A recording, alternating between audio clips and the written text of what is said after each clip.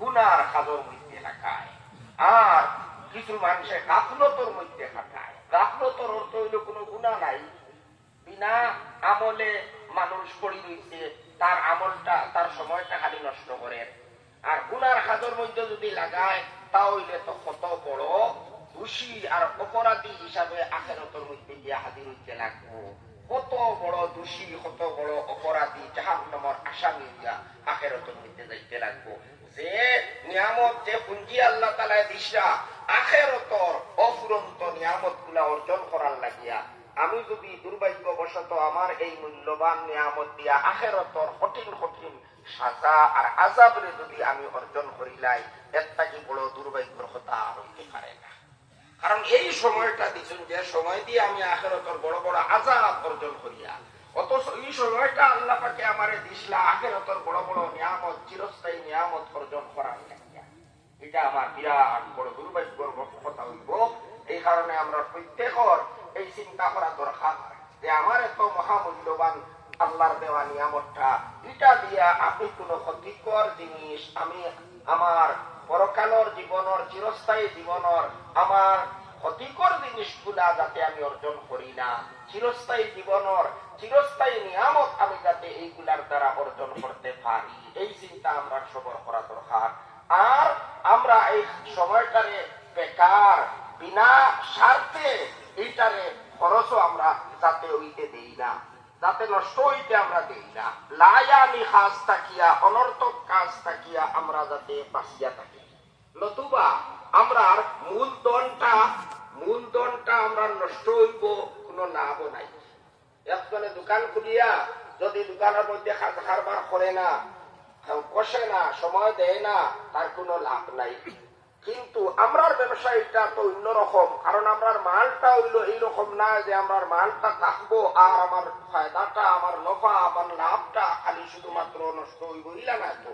আমার লাভের সঙ্গে সঙ্গে মূলধনও নষ্ট হয়ে যায়। আমি যদি আমার সময়টারে খাজো না লাগাই, তাহলে যেভাবে লাভ থেকে আমি বঞ্চিত হইব, মূলধন থেকে বঞ্চিত হয়ে গেলাম। এটা কত বড় ক্ষতি। 5 লক্ষ টাকা দিয়ে আপনি খাজ খারবার আরম্ভ করলাম, করিয়া লাভও কিচ্ছু পাইলা না, 5 লাখ টাকা আপনি হারাই দিলেন। এটা বিরাট বড় প্রকাশ্য একটা ক্ষতি। ঠিক সেইভাবে আমরা এই যদি সময়টারে কোন নেক আমলের মধ্যে, দুনিয়া আখিরাতের উপকারী কোন কাজের মধ্যে যদি আমি ব্যবহার করি না, তাহলে আমার মূলও গেল, লাভও গেল। আর যদি কোন গুনার কাজ, অন্যায় কাজের মধ্যে আমি খরচ করি, তাহলে তো আখিরাতের আমি বহুত বড় আসামি, বহুত বড় দোষী সাব্যস্ত হইব, আর এর সাজা আমার বহুত কঠিন সাজা ভোগ করতে লাগবো। তাই উচিত হইলে বুদ্ধিমানের লাগিয়া এই সময়টা আমরা এমন কাজের মধ্যে ব্যয় করতাম, যে কাজের মধ্যে ব্যয় করলে আমার দুনিয়াও কামিয়াব, আখিরাতের মধ্যেও আমি সফল কাম হইতে পারি। এখন কোন কাজ করলে দুনিয়া তো আমরা সফলতা অর্জন করতে পারবো, আর আখিরাতে কামিয়াবি পাইব? আল্লাহ তাআলা হইরা 60টা কাজ, ইল্লাল্লাযীনা আমানু ওয়া আমিলুস সালিহাত ওয়া তাওয়াসাউ বিল হাক্কি ওয়া তাওয়াসাউ বিস সাবর।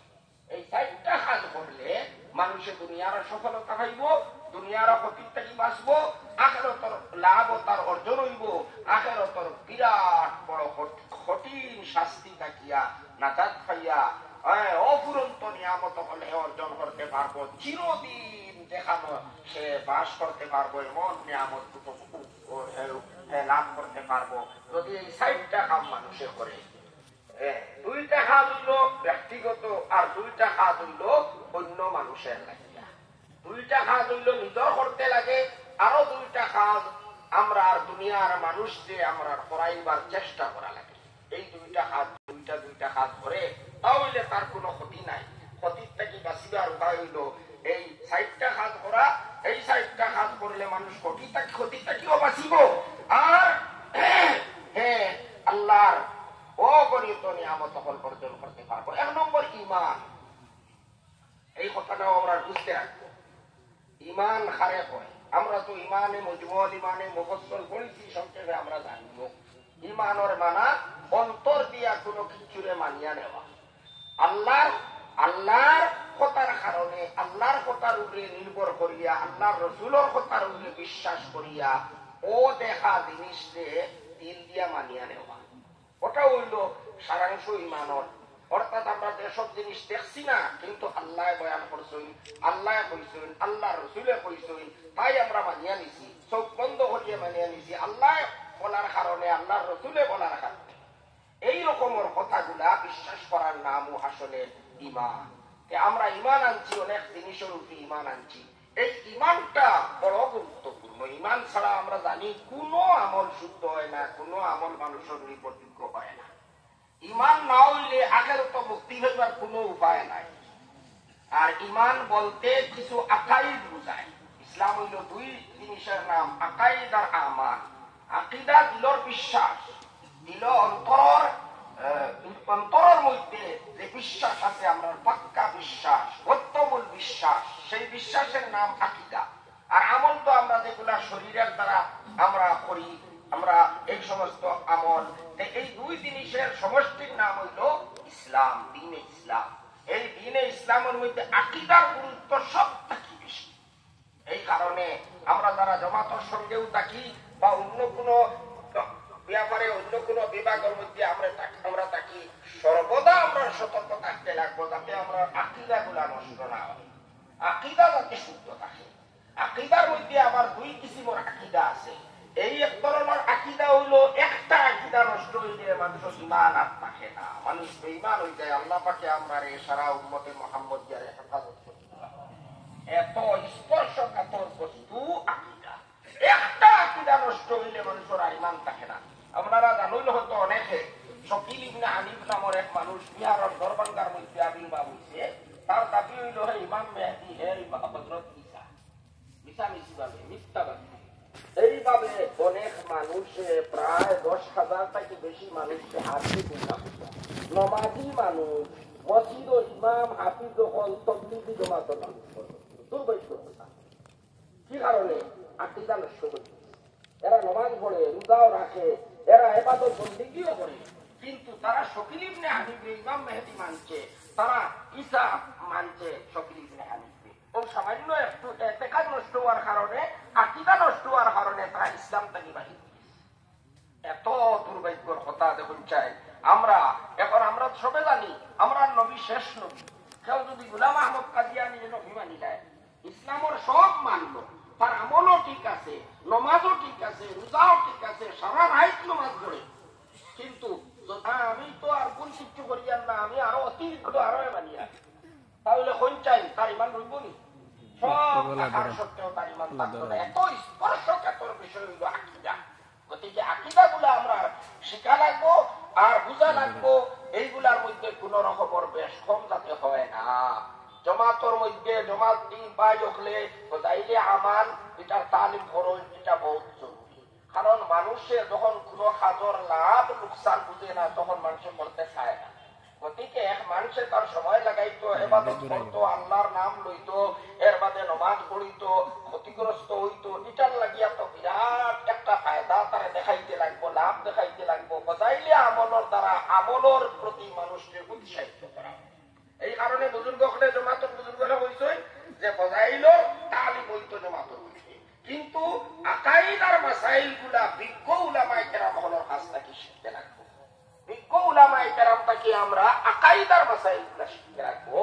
শুধু যদি আমরা কই না আমরা এই আমলটাও যথেষ্ট, কোন আলিমর আমরা দ্বারস্থ হইতাম নাই, আমরা নিজে আমরা যা খাইবো, আমরা কিতাবের মধ্যে ওগুলা আমরা মানিয়া চলবো, এটা আমরা বিরাট বড়। তাই আমি আমার কথা কইলাম না, আমি কোন আলিম না, এক সাধারণ তালিবি ইলম। আমরা উচিত হইল সারা মুসলমান, আমরা সাধারণ যারা তালিবি ইলম হল আছি, আমরা লাগিয়া উচ্চ স্তরের একবারে প্রথম শ্রেণীর যে সমস্ত উলামায়ে কেরাম বুজুর্গ হল যারা আসেন, যারা বিগত হইয়া গেছেন গিয়া, তারা অনুসরণ করা, তারা যে সমস্ত মাসলা মাসাইল লেখিয়া তৈয়া গেছেন বা তারা আমরা কাছে বয়ান করেন, ওগুলারে ফলো করা। না হইলে আমরা ইমানও নষ্ট হইব, আকিদা নষ্ট হইলে। আর আকিদা আমি কইছি দুই কিসিম। এক কিসিমের আকিদা নষ্ট হইলে মানুষের ইমান থাকে না। 2 নম্বরের আকিদা নষ্ট হইলে মানুষ আর হকপন্থী থাকতে পারে না। আল্লাহ রাসূল কইছেন আমার উম্মতের মধ্যে 73 দল হইবা, মাত্র এক দল জান্নাতি, 72 দল দুজখ জ্বলতে জ্বলতে জ্বলতে জ্বলতে এরপরে মুক্তি পেয়ে তারা বেহেশতে যাবে। এরা নাহকপন্থী। এই নাহকপন্থী 72 দল থেকে বাঁচতে হইলে আমরা কিছু আকিদা অমল আছে এইগুলা মানতে লাগবে। গতিকে দুই ধরনের আকিদা আছে, সময় তো নাই বিস্তারিত হওয়ার, আমি আর শুধুমাত্র ইঙ্গিত করলাম আপনারা উলামায়ে কেরাম হল তাকিয়া এইগুলা তাহকিক করিয়া জানবা। দুই ধরনের আকিদা আছে। এক ধরনের আকিদা নষ্ট হইলে ইমান নষ্ট হয়ে যায়, ইমান থাকে না। দুই নম্বরের আকিদা নষ্ট হইলে মানুষের ইমান তো থাকে, কিন্তু না হক যারা যারা আহলে বাতিল, বাতিল গন্তির মধ্যে এই মানুষ নিয়ে অন্তর্ভুক্ত হয়ে যায়। এই দু ধরনের আকিদার ব্যাপারে আমরা সতর্ক থাকতাম, আমরা যাতে আকিদা নষ্ট হয় না, শুদ্ধ আকিদা থাকে। আমলের ব্যাপারে মাসাইল আমরা জানতে লাগবো বিজ্ঞ উলামায়ে কেরামদের কাছ থেকে। আপনি উৎসাহিত হইলা বজাইলে আমল করিয়া আপনার খুব বেশি উৎসাহ জন্মিল, ইবাদত বন্দেগী করতে, আল্লাহর মহব্বত, নবীর মহব্বত, দ্বীনের মহব্বত আপনার অন্তরের মধ্যে জাগ্রত হইল। কিন্তু যদি আপনি মাসলা মাসাইল সঠিকভাবে জানেন না, উজু কোন জিনিসে নষ্ট হয়ে যায়, কিছু এমন খাম আছে যেগুলার দ্বারা উজু নষ্ট হয়ে যায়, মানুষে হয়তো জানে না। এখন যদি এই মানুষে সারা রাত নামাজ পড়তে থাকে, আর উজু নষ্ট হয়ে গেছে, সারা রাত নামাজ পড়ে ভাইবনি সোয়াব পাইবার তো কোনো প্রশ্নও নাই। গতিকে মাসাইল জানাও আমরা দরকার। নমাজ আল্লাহর সবথেকে বড় ইবাদত ইমানের পরে, কিন্তু যদি মাসলা না জানিয়া কেউ নমাজ পড়ে, নমাজ নষ্ট, কোনো সোয়াব নাই। গতিকে বদাইলে আমাল আমরা তালিম জরুরি, এর সঙ্গে সঙ্গে আকাইদ আর মাসাইলের ইলম এইগুলা আমরা বিজ্ঞ উলামায়ে কেরামদের কাছ থেকে হাসিল করার চেষ্টা করতাম। আর আমরা এই দিনের যত আমল, যত বিভাগে সেওরে আমরা তুচ্ছ তাচ্ছিল্য করতাম না। এটা বড় দুর্ভাগ্যের কথা হইব। বলে আমি জমাতো আসি বলিয়া এখন খানকা, মাদ্রাসা এগুলারে যদি আমি তুচ্ছ তাচ্ছিল্য করি, ভাই আমার ইমান রইত না। দিনের কোন একটা আমল যদি তুচ্ছ তাচ্ছিল্য করে, অবমাননা করিলা, তার ইমান রইব নি। গতিকে আমরা সবার সম্মান করতাম, একে অন্যরে আমরা একে অন্যর সহায়ক মনে করতাম, করিয়া আমরা দিনের আমল আমরা করিয়া যাইতাম দিনের খাম। এটার মধ্যে তো কোনো সন্দেহ নাই, দাওয়াত তাবলীগের খাম যেটা, এটা যে কত উপকারী। আজ সাধারণ মুসলমান যারা মাদ্রাসা তো যাইতিরা না, খানকা তো যাইতিরা না, যারা মসজিদের দিকে নাই, যারা গুনার খাদের মধ্যে লিপ্ত আছো, তারারে ঘরে ঘরে গিয়া বুঝাইয়া মসজিদ মুখা করা, দিনদার বানানি, এটা কত বড় একটা খাম, বহুত ফজিলতর খাম, বহুত সোয়াবর খাম। আর সারা দুনিয়ার মধ্যে আমরা এর উপকার বলতে কি আর, এটা তো কোনো সন্দেহ নাই। কিন্তু তাই বলিয়া যদি আমি কই না এখন মাদ্রাসার দরকার নাই, আলিমহলের লগে আমার সম্পর্ক থাকার কোনো দরকার নাই, খানকারও প্রয়োজন নাই, তাহলে এটা একটা বাড়াবাড়ি। এইসব বাড়াবাড়ির থেকে আল্লাহ তাআলা আমরা হেফাজত করতাম। ইখলাসের প্রমাণ হইল অন্যর খামরে আপনি গুরুত্ব দিতা, আপনার খামরে আপনি ছোট মনে করতা। ভাই খাম করা বড় নাই, খাম করাও আল্লাহর তৌফিক দ্বারা সম্ভব হয় না, সারা সম্ভব হয় না। আল্লাহ তৌফিক দিলে মানুষের নেক আমল করতে পারে। আপনারই আল্লাহ তৌফিক দিছেন বলিয়া আপনি জমাতো আইছেন, আল্লাহর খাম খতরা, নমাজ পড়িত্রা, বয়ান হুনত্রা, জিকির খতরা, এটা আল্লাহ পাকে আপনার তৌফিক দিছেন। কিন্তু শুধু খালি আমলের তৌফিক হওয়া যথেষ্ট নাই, আমল কবুলও হইতে লাগবো। এবার বড় আমল আপনি করলাম, যদি আল্লাহ কবুল করেন না, তাহলে তো বড় আমল করিয়াও কোনো লাভ নাই। গতিকে দুদিকে আমরা খেয়াল রাখতে লাগবো। আমল কবুল হইতে হইলে আপনার ইখলাস লাগবো, মাসলা মাসাইল জানিয়া শুদ্ধভাবে আমল করতে লাগবো। ও তখন গিয়ে আপনার আমল আল্লাহর কাছে কবুল হইতে লাগবো, কবুল হইব। তাইলে দুইটা আমল হইল, আমরা ব্যক্তিগত ইমান আমরা শুদ্ধ করতাম, মজবুত রাখতাম। 2 নম্বর আমরা আমল, নেক আমল হইতো, নেক আমল করতাম। নেক আমল কিতা একেবারে সংক্ষেপে সারাংশ, নেক আমলর যত খাম তাকি আল্লাহ নিষেধ দিছেন ওগুলার তাকি বিরত থাকতাম, যেগুলা কাজ আল্লাহ করার আদেশ দিছেন ওগুলারে পালন করতাম। সংক্ষেপে নেক আমল। আর এরপরে এই দুইটা কাজ আমরা উম্মতের লাগি করতাম, বিশেষ করে নিজের আত্মীয় স্বজন, নিজের বিবি বাচ্চা, নিজের প্রতিবেশী, এরারেও ইমানের উপরে কিলা টিকাইয়া রাখা যায়, এই চেষ্টা আপ্রাণ আমরা চেষ্টা করতাম। সাধ্য অনুযায়ী আমরা চেষ্টা করতাম নিজের পরিবারের পরিজন যারা আছে তারারে দিনদার ইমানদার কিলা বানাইয়া রাখতাম। আমার পরেও আমার ভবিষ্যৎ প্রজন্ম যাতে ইমানের উপরে তারা টিকিয়া থাকে, অটল থাকে, এই চেষ্টা আমার করতে লাগবো। আর তারাও যাতে গুনার হাত থাকি বাঁচিয়া নেক আমল তারাও করে লইতে পারে। আমি আপনারা সামনে এই ব্যাখ্যাটা ভালো মতো বুঝাইয়া বা বিস্তারিত ভাবে করবার আমি সুযোগ পাইছি না সময়ের সংকীর্ণতার কারণে।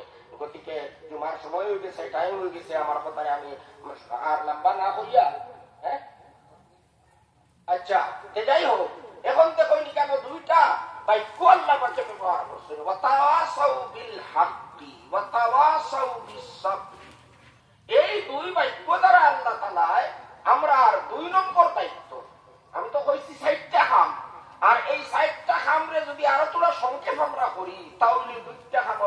সীমাবদ্ধ আমরা করতে পারি। মানে দুইটা কাম হইল ব্যক্তিগত, আর দুইটা কাম হইল উম্মতের লাগিয়া। ব্যক্তিগত কাম নিজের ইমান নিজের আমলে শুদ্ধ করা, আর উম্মতর লাগিয়া যে দুইটা কাম এটা হইল উম্মতর ইমান আর উম্মতর আমলে ঠিক করার এই কর্তব্য আমরা পালন করতাম। আল্লাহ পাকে কইতে ওয়াতাওয়াসাউ বিল হক, মানে ক্ষতির তাকিয়া মুক্তি পাইবা, ক্ষতির তাকি বাঁচিয়া অনেক লাভবান হইতে পারবো যারা এই সাইডটা কাজ করবো। আমানু, যারা ইমান আনব। যতটা কথা মানতে লাগে অন্তর দিয়া, এই কথাগুলা শুদ্ধভাবে যারা মানিয়ে আনব। 2 নম্বরে যারা তারার আমল রে ঠিক করব, নেক আমল করব, অর্থাৎ আল্লাহ পাকর নিষেধ থাকি বাঁচিব, আল্লাহ পাকর আদেশগুলা পালন করিয়া যাইব। আর ওয়াতাওয়াসাউ বিল হক, 3 নম্বর আমল হক, অর্থাৎ দ্বীনে হক বা আকাইদে হক্কা যেগুলারে হওয়া হয়, অর্থাৎ ও যে আমরা যেগুলা আকীদা আমরা মনের মধ্যে পোষণ করছি, অন্তরের মধ্যে পোষণ করছি, এই আকীদা গুলা অর্থাৎ ইমান, হকর অর্থ হইল ইমান। যারা ইমানের দাওয়াত দেয়, অতি গুরুত্বপূর্ণ ভাবে যারা ইমানের দাওয়াত দিব, ওয়াতাওয়াসাউ বিল হাক্কি, গুরুত্ব সহকারে যারা ইমানের দাওয়াত দিব, ইমানের দাওয়াত, আকীদা, সহিহ আকীদার দাওয়াত মানুষের যারা দিব। আর 4 নম্বর হইল ওয়াতাওয়াসাউ বিস সাবরি, যারা সবর আর ধৈর্যর যারা মানুষরে দাওয়াত দিব, মানুষরে এর ব্যাপারে গুরুত্ব সহকারে উপদেশ দিব, এই সমস্ত মানুষ ক্ষতিটাকে তারা বাঁচিতে পারবো, নিষ্কৃতি পাইব, আর তারা অগণিত অসংখ্য আল্লাহ পাকর নিয়ামতের দ্বারা মালামাল হইব।